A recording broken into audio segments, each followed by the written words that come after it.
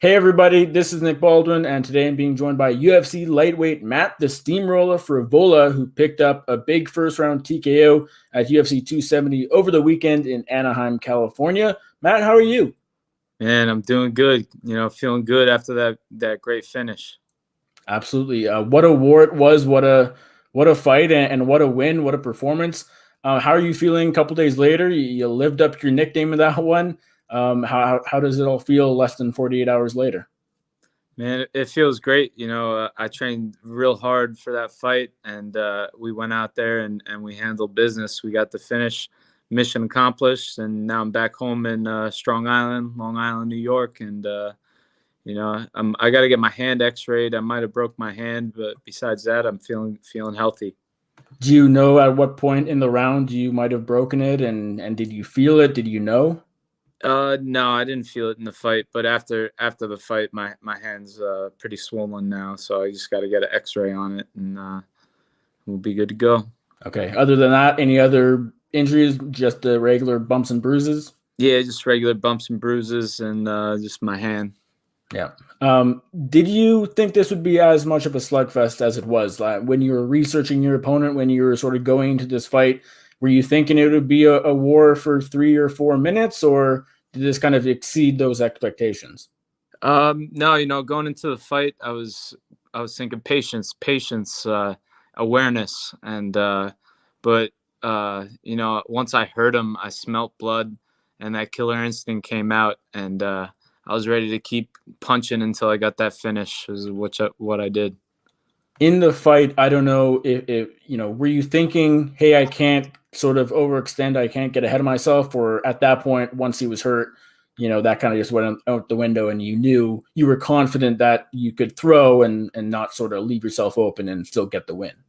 Yeah, I smelled blood. I knew I heard it. I heard him, and I folded him over like 3 times, and I dropped him 5 times, maybe 6. I know they're all saying 4 times, but I rewatched the fight, and I clearly dropped him 5 times, and you could even argue that I dropped him 6 times. So I broke that record, which is pretty sweet. But I remember in that fight, he kept getting up. I kept putting him down. He kept fighting his way up. I kept putting him down, and then at one point, I put my hooks in, and I was thinking I was just gonna choke him. But he had his wits on him. He defended the choke. He turned into it, and then I stayed on top. I stayed on mount. I sunk my hooks in, dropped my hips on him, flattened him out, and just kept punching until we got the finish. I was going to ask you about the knockdown record. Officially, you only tied it, which is still very impressive. But is that a little annoying because you feel you probably officially should have broken the record? Yeah, I broke the record. I mean, I don't. Whatever this official, whoever makes this official, needs to go back and watch the fight, and you clearly see I dropped him 5 times. So, yeah, we broke the record, which is cool. We got a record now. So sweet.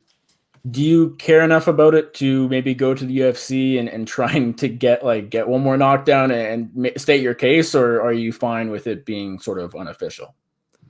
I mean, I don't care. Anybody who watches the fight can see that I knocked him down 5 times, maybe 6. But I'll put somebody on my management team on it to get that switched. Were you starting to wonder in the fight, what's it going to take to put this guy away? Because of course, all these knockdowns, you drop him, he gets up, he recovers. Were you starting to wonder in the fight, like, this guy is super tough? What is it going to take to get him out of there? Yeah, I knew he was tough going into it. I knew he was scrambling on the ground. But yeah, I folded him up like the 3rd or 4th time, and he kept defending my ground and pound and working his way up. And then at one point when I dropped him again, I sunk my hooks in and started going for that choke and started switching up to submissions. But I ended up flattening him out. He defended the submission, and I just kept punching until we got the finish. So I was prepared to do that for 15 minutes if need be. I'm always prepared for every fight. My preparation is what breeds my confidence, and we got it done. I know some people were saying sort of online after the fight that they thought the ref probably could have stepped in a bit sooner in the fight, or sort of afterward. Did you have any feelings about that? Did you think the ref should have stepped in, or did you think it was a pretty okay stoppage? No, I thought it was a good stoppage. He was never completely unconscious on the ground and like me hammering on him.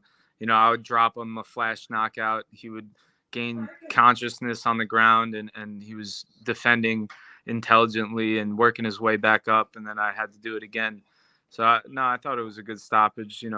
They gave him like a good chance to fight his way back into the fight, and made me earn that finish. Were you surprised you didn't get that performance bonus? Oh yeah, I thought I was a shoo-in. I mean, even rewatching that fight, that was a phenomenal fight. It was, exciting from beginning to end, and I thought for sure I had the bonus. I think I got screwed out of that bonus, but they said they're gonna take care of me in the undisclosed bonus, so hopefully they do right by me. Have you heard what that might mean in terms of, them taking care of you? We'll see. We'll see when the undisclosed bonus hits. I imagine you were disappointed that you weren't one of the 2 performance winners, just as you said, like you feel you got screwed. You feel like you were a shoo-in. How disappointed were you when you found out they weren't going to you? Yeah, I was definitely a little disappointed when I found out I didn't get the bonus, but I mean, in the end of the day, Dad, sorry. All good. In the end of the day, I was so happy off that performance. I wasn't letting anything bring me down. It was a great night. I had a great fight. I had a great finish. I didn't get the 50 grand announcement, but hopefully, they take care of me. Yeah. And obviously this isn't like to put a damper on the win or the performance. It was great. It was a huge win, but does it kind of make you wonder, like, what's it going to take to get a performance bonus? Like, if this wasn't it, like, what more can you do, Yeah, I know. I don't know if what more I could have done to get a bonus in that fight, but, we'll see. I think everyone knows that every time I step into the octagon, I put on great fights, great exciting fights, and that I'm game. I'm as game as they come. So, everybody knows when they put the steamroll on the card, you got to tune in to watch that fight because it's going to be a great one. Yeah. And along those lines, you came into this fight off a couple losses. Was there any better way to end that losing streak, get back into the win column than how you performed on Saturday? No. That's how you bounce back from a couple tough losses, and we bounced back. I never lost faith in my abilities, and I had a great camp. I was prepared. We went out there and we handled business. How difficult professionally would you say 2021 was for you? It was tough. I had those 2 losses, but in the end of the day, I was training the whole year. And what else would I rather be doing? I'm training every day, growing every day, helping my team. My team's helping me, and that's the life. We keep the dream alive, and we get to keep doing this. So it all worked out.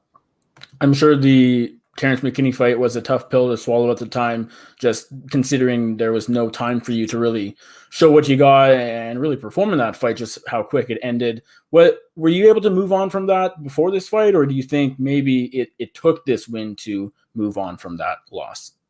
No, I moved on from that loss after the fight. You have to. That's life. Shit happens, and you grow from it, and then you move on. You keep rolling forward. So, that's what we did. I took what I could from that fight, and we pushed forward. We dialed in, and we got it done tonight or Saturday night. Yeah. You told MMA Fighting's Mike Heck earlier today, I believe, that this was the last bout on your contract. Was that your decision, or was it the UFC who decided, let's see what happens, and not ink a new deal ahead of the last one? Yeah, they didn't offer me a new deal, so I knew it was the last fight of my deal. I knew I was coming off 2 losses. I knew it was a huge fight for me, but every next fight is a huge fight, so I kind of just looked at it as the next one. But it was the last fight on my deal, and I think we showed everyone that I'm a great fighter and I belong in that octagon. So I'm hoping the UFC comes back and gives me a good new deal, and I can keep putting on great fights in the octagon. How did you feel about them letting you fight out your contract, which back in the day, they pretty much re-signed everybody with one fight left? It seems a bit more commonplace these days, were you sort of understanding? Were you frustrated about it? How did you feel that they wanted you to fight out your deal? No, I expected it. I didn't expect them to give me a new deal coming off that last fight, you know. I expected it. Okay. Was there more pressure than usual going to this fight, given the fact that the two losses last fight? Did you feel that pressure? Did you, or did it kind of just feel like another fight? You know, looking back it was a bigger fight than usual, but I didn't let it get to me at all. I looked at it as the next fight. Every next fight is the biggest fight, um, but it was a big fight because it was the last fight on my contract. Coming off two losses, it was do or die in the UFC for me with that fight. But I didn't let it get to me at all because you can't. You know, at the end of the day, you got to step in there and you got to fight, and that's what I did. Is there anything you did to ensure you weren't letting sort of the big moment and the high stakes get to you? Because as you said, if a fighter does that, it might not go well for them. How do you make sure that you're treating it like just another fight and not, getting caught up in what's at stake? No, nothing in particular, but I just trained my ass off. You know, I put in the work. And when I work hard, my confidence is there. My confidence comes from my hard work. And that's what we did. We worked hard this fight camp, no shortcuts. Did everything we needed to do, had great sparring, had great training, that the entire every aspect of camp. And that's where my confidence came. I knew I was ready. I knew I was prepared. And, uh, and we went in there and we did it. And so then, as soon as the ref steps in, you get the TKO win in the first round. Great performance. What's the feeling like? Are you more thrilled than usual, knowing that this was do or die, knowing that most likely you'll get an offer from the UFC, you'll stick around? Were you relieved? What was the emotion like after? It's cloud nine. You know, after every fight you win, it feels there's no better feeling getting that hand raised. But especially a fight like that, getting a big finish and putting on a sick fight, and finishing it with a TKO. It was amazing, and I'm looking forward to many more of those feelings. So you are officially a free agent. In an ideal world, what happens? The UFC offers me a great deal, and we keep bringing our talents to the octagon. You know, that would be perfect. They hooked me up with a great undisclosed bonus. They gave me a new contract, new 4-fight deal, a great deal, and we get another fight in over the summer. Do you have any interest in testing the market? Yeah, I definitely want to see what other organizations, if they have some offers. You know, just kind of knowing what my worth is around the different organizations. I'm definitely interested. You know, I have a win over the PFL champ, House Manfio, so that's pretty cool. And then I'm always going to Bellators with my teammates. They always put on a great show. I love how one championship doesn't do the weight cutting. You know, I think that's cool. MMA is a growing sport, and it'll be exciting to see if these other organizations are interested. So as far as your decision making and that process, if you get an offer from the UFC and let's say Bellator and maybe PFL, one whoever, like is it just about the money? Is it just about what the better deal is on paper? Like what are you looking for as you sort of enter the free agency market? I'm definitely looking to get paid. So I'm got to look out for what's best for me and my family. And we'll see what the offers are. You know, I want to stay with the UFC. I want to because I love the UFC and everything they do, and so hopefully they do right by me and give me a great offer. Okay.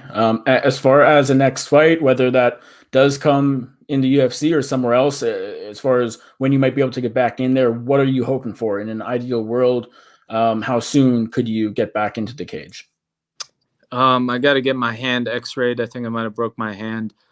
So once that heals up, we'll get back to training, and trying to stay busy and get a big fight in the summertime, and rattle off a couple more wins this year.